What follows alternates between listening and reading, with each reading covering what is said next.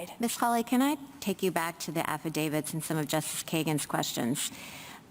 You were talking about Dr. Francis, and as I read her allegations, or as her affidavit reads, she said that her partner was forced to perform a D&C when there was a living fetus, and she said she performed a D&C on a woman who was suffering serious complications. But the fact that she performed a D&C does not necessarily mean that there was a living embryo or a fetus, because you can have a D&C after, a miscarriage.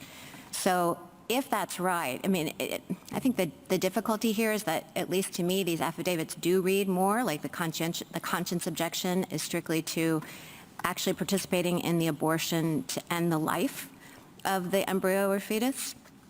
And I don't read either Scott or Francis to say that they ever participated in that. So do you want to address that?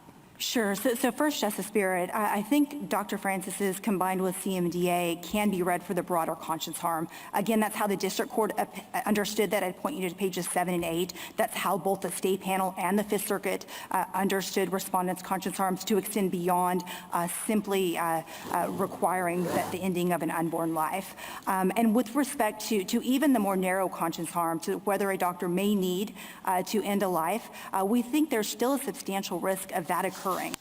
If you look at the numbers of the increase from 7 to 10 weeks in gestational age, that means that 3.1% of pregnancies will be ongoing, requiring a D&C. We know at ROA 870 that 55% of those D&Cs occur in the emergency room. This is a substantial number of women suffering abortion drug harm. Again, Guttmacher says 650,000 women took the drug in 2023. But not all those D&Cs will involve a pregnancy that would otherwise be viable or an embryo or fetus that would otherwise be living, because you can have complications or excessive bleeding even after the abortion is complete in that respect, but there's pregnancy tissue remaining. So with the 3.1, Your Honor, is ongoing pregnancy. Is ongoing yes. pregnancies. And FDA says at JA 542 that up to 7% will need surgeries to stop either bleeding or ongoing pregnancies or failures. How many members of your organization? You have a broad number of doctors that are in your organization. I gather dentists, some doctors who are retired.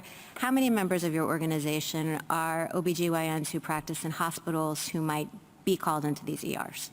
There are hundreds of them, Your Honor, but I think, may I finish? Sure. I think in particular that the named plaintiffs are OBGYN hospitalists who spend most of their time on the labor and delivery floors, but also are called to the OR to treat these sorts of emergencies.